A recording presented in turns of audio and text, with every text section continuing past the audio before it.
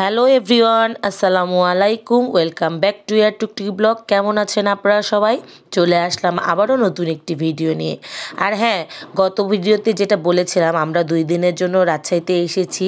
কেন এসেছি, কী জন্য এসেছি, সবই আজকের ভিডিওতে আপনারা জানতে পারবেন। তো ভিডিওটি একদম শেষ পর্যন্ত দেখতে থাকুন। আর হ্যাঁ, আমার এই ভিডিওটি আপনারা কে কোথায় থেকে দেখছেন, কোন জায়গা থেকে দেখছেন, অবশ্যই কমেন্ট করে জানাতে ভুলবেন না।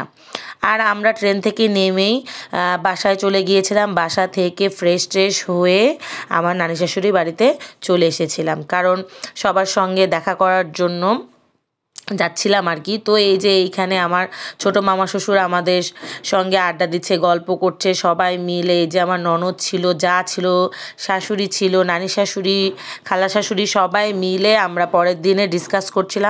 তারপর আমার নানি শাশুড়িকে যিনি দেখাশোনা করেন, তিনি তো নাচতে নাচতে প্রায় অজ্ঞান হয়ে যাচ্ছিলেন। তারপর আমাদের সাথে জয়েন করলো আমার বড় মামা শ্বশুর। তারপর দেখেন এইখানে রাত্রি 2টা বেজে যাচ্ছে, তারপরও কারো বাসায় যাওয়ার নামই নিচ্ছিল না। সবাই এত আড্ডা দিচ্ছিল। আর অনেক দিন পর সবার সাথে দেখা হয়ে খুব ভালো। তারপর ওইখান থেকে আমরা বাসায় চলে আসলাম। আর সকাল সকাল ঘুম থেকে উঠে আমি চা বানিয়ে নিয়ে বাড়ির ছোট ছাদে এসে একদম রোদ্রে বসে বাবা মার সাথে চা খাচ্ছিলাম। আর সারাদিনের বিষয় নিয়ে ডিসকাস করছিলাম, কি করব না করব। আসলে হাতে সময় এত কম ছিল, সারাদিন আর তেমন ফুটেজ নিয়ে আমি বাজারে গিয়েছিলাম, কিছু কাজ ছিল। তারপর ওইখান থেকে সরাসরি পার্লারে চলে গিয়েছিলাম। তারপরে এই যে পার্লার থেকে আমি সাজুগুজু করে বাসায় চলে এসেছি এবং অনুষ্ঠান বাড়িতে চলে এসেছি। আর হ্যাঁ, আমাকে কেমন লাগছে সবাই কমেন্টে একটু জানাবেন প্লিজ। আর আমি আসলে গিয়েছিলাম আমার ছোট মামা শ্বশুরের মেয়ের কান ফোড়ানোর অনুষ্ঠানে। ওর অনুষ্ঠানে সেদিন হলুদ সন্ধ্যা আর কি ছিল, হলুদ সন্ধ্যা টাইপের। আমরা একটু মজা করেছিলাম সবাই মিলে। তো আমরা বাসা থেকে ওর জন্য ডালা সাজিয়ে নিয়ে এসেছিলাম না, কারণ আমাদের বাসাটা একটু দূরে ছিল। তাই ভাবলাম ওইখানে যেয়ে আমরা ডালাটা সাজিয়ে নিব। তো এখানে আমি সুন্দর করে ডালাটা সাজিয়ে নিচ্ছিলাম, যদিও বা তেমন কিছু না, হালকা পাতলা কিছু দিয়ে আমি ডালা সাজাচ্ছিলাম। আর এখানে আমার শাশুড়ি, খালা শাশুড়ি, তারপরে খালু শ্বশুর সবাই মিলে আমাকে মানে ডিরেকশান দিয়ে দিচ্ছিল, ভিডিও করে দিচ্ছিল। তো আমি সুন্দর করে মানে আর কি ডালাটা সাজিয়ে ফেললাম। তারপরে আমি আমার ছোট্ট এই ননদিনী, আমরা 2জন মিলে ডালা সাজিয়ে একদম গেটের সামনে চলে গিয়েছি, যাতে আমাদের ভিডিওতে খুব সুন্দর লাগে, যাতে বোঝা যায় আমরা ডালা নিয়ে এন্ট্রি করছি। তো এইখানে আমার শাশুড়ি দাঁড়িয়ে গেলেন এবং ভিডিও ম্যানকে ডিরেকশান দিচ্ছিলেন যে কিভাবে আমাদের ভিডিও করে নিবে। তারপর আমার এই ছোট্ট ননদিনের হাতটা একটু ব্যথা করছিল, কারণ আমরা বেশ অনেকক্ষণ ধরেই দাঁড়িয়েছিলাম, ক্যামেরাম্যানের জন্য অপেক্ষা করছিলাম। তারপর এখানে দেখতে দেখতে আমার আরও ছোট ননদরা চলে আসলো, খালা শাশুড়িরা চলে আসলো। তো আমরা সবাই মিলে আস্তে আস্তে হলুদের ডালাটা নিয়ে সামনের দিকে এগিয়ে যাচ্ছিলাম। আর ক্যামেরাম্যান, মানে কি বলবো, ক্যামেরাম্যানের অভাব ছিল না। আমার খালু শ্বশুরও ভিডিও করছিল, আশেপাশে অনেক ক্যামেরাম্যান ছিল। তো এই যে আমরা সামনের দিকে এগিয়ে যাচ্ছি সুন্দর মতো ডালাটা নিয়ে। তারপরে আমরা চলে আসলাম আমার ননদিনীর একটা ছোট্ট স্টেজে বসেছিল, সেই স্টেজের সামনে ওর সামনে খাবারগুলো রাখা হলো। আর দেখেন একদম অল্প সময়ের মধ্যে আমি খুব সুন্দরভাবে ডালাটা সাজিয়ে নিয়েছি। সবাই কমেন্টে জানাবেন কেমন হয়েছে ডালাটা। তারপরে এইখানে প্রথমে বাবা আর আম্মা খাইয়ে দিল, তারপরে এইখানে খুশি আন্টি, খালু, তারপরে ইপসি সবাই মিলে দাঁড়িয়ে খাইয়ে দিল। তারপর আমরা আবার এখানে একটু ছবি উঠে নিলাম, আরিয়ানের পাপা, আমার শ্বশুর শাশুড়ি। তারপর হলুদের স্টেজে সবাই এক এক করে ছবি টবি উঠাচ্ছিল, তাই ভাবলাম আমিও একটু ওদের সঙ্গে ছবি উঠিয়ে নিই।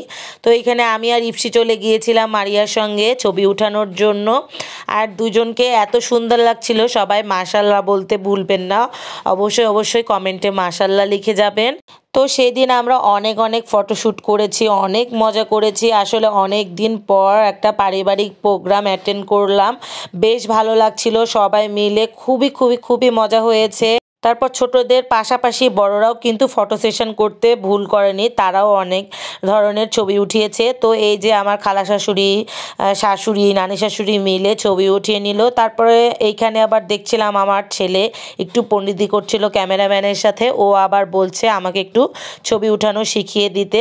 তারপর এই যে সব কিছু পর্ব শেষের পর এখন শুরু হয়ে গেল নাচানাচির পর্ব। আর এইখানে ভিডিওতে ছিল হচ্ছে আমার খালু শ্বশুর, যিনি বিদেশে বিদেশে থাকেন, ওনারা আসতে পারেননি, তাই বেশ মন খারাপ ছিল। তাই ওনাদেরকে আনন্দ দেওয়ার জন্য আমরা এখান থেকে ভিডিও কলে ওদের সঙ্গে নাচানাচি করছিলাম। তারপর এইখানে রাত্রি 1টার দিকে আমরা চলে গিয়েছিলাম তালাইমারি। আমাদের রাজশাহী শহরে একটা খুব সুন্দর ওভারব্রিজ, মানে আমাদের বাড়ির পাশে যে ওভারব্রিজটা হয়েছে, তো ওইখানে আমরা গিয়েছিলাম ছবি ওঠানোর জন্য। এত সুন্দর লাগে রাতের বেলায় এই ওভারব্রিজটা দেখতে। এইখানে আমরা অনেক ধরনের রিলস বানিয়েছি।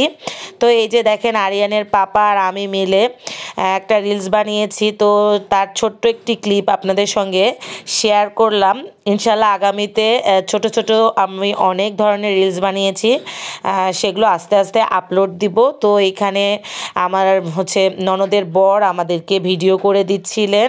তো আমরা সেই অনেক রাত্রি পর্যন্ত ওইখানে ছিলাম, অনেক আড্ডা দিয়েছি। আসলে আমি ফেসবুকে অনেক ভিডিওতে, মানে রাজশাহীর অনেক কন্টেন্ট ক্রিয়েটারদের এইখানে অনেক ধরনের ভিডিও দেখেছি, তাই ভাবলাম আমিও একটু ভিডিও বানিয়ে ফেলি।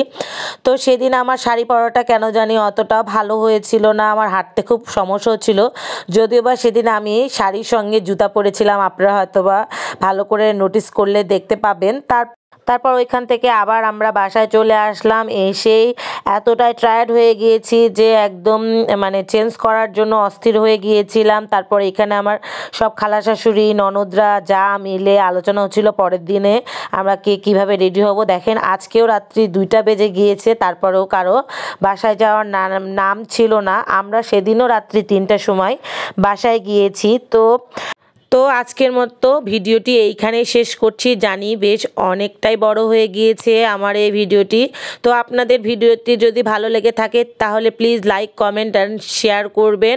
আর হ্যাঁ, যদি পেজ থেকে দেখে থাকেন তাহলে একটি ফলো দিতে ভুলবেন না। আর ইউটিউব থেকে দেখে থাকলে অবশ্যই সাবস্ক্রাইব করবেন। দেখা হবে নতুন কোনো ভিডিওতে। ততদিন পর্যন্ত আল্লাহ হাফেজ।